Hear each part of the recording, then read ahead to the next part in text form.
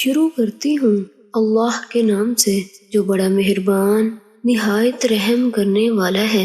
السلام علیکم ورحمۃ اللہ وبرکاتہ۔ حضرت علی رضی اللہ تعالیٰ عنہ سے روایت ہے، وہ فرماتے ہیں کہ جب نبی اکرم صلی اللہ علیہ وآلہ وسلم کسی بیمار کی عیادت کرتے تو یہ دعا پڑھتے تھے: اللہم اذہب البأس رب الناس واشفی فانت الشافی لا شفاء الا شفاؤک شفاء لا یغادر سقما۔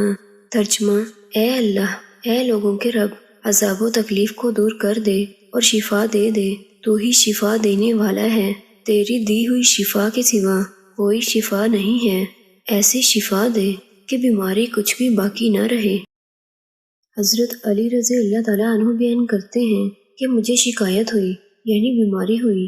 رسول اللہ صلی اللہ علیہ وآلہ وسلم میرے پاس تشریف لائے۔ اس وقت میں دعا کر رہا تھا: اللہم ان کان اجلی قد حضر فارحنی وان کان متأخرا فارفعنی وان کان بلاء فصبرنی۔ ترجمہ: اے میرے رب، اگر میری موت کا وقت آ پہنچا ہے تو مجھے موت دے کر راحت دے، اور اگر میری موت بعد میں ہو تو مجھے اٹھا کر کھڑا کر دے، یعنی صحت دے، اور اگر یہ آزمائش ہے تو مجھے صبر دے۔ رسول اللہ صلی اللہ علیہ وآلہ وسلم نے پوچھا: کیسے کہا؟ تو انہوں نے جو کہا تھا اسے دہرایا۔ آپ صلی اللہ علیہ وآلہ وسلم نے انہیں اپنے پیر سے ٹھوکا دیا، پھر آپ نے فرمایا: اللہم عافیہ او اشفیہ۔ ترجمہ: اے اللہ، انہیں عافیت دے یا شفا دے۔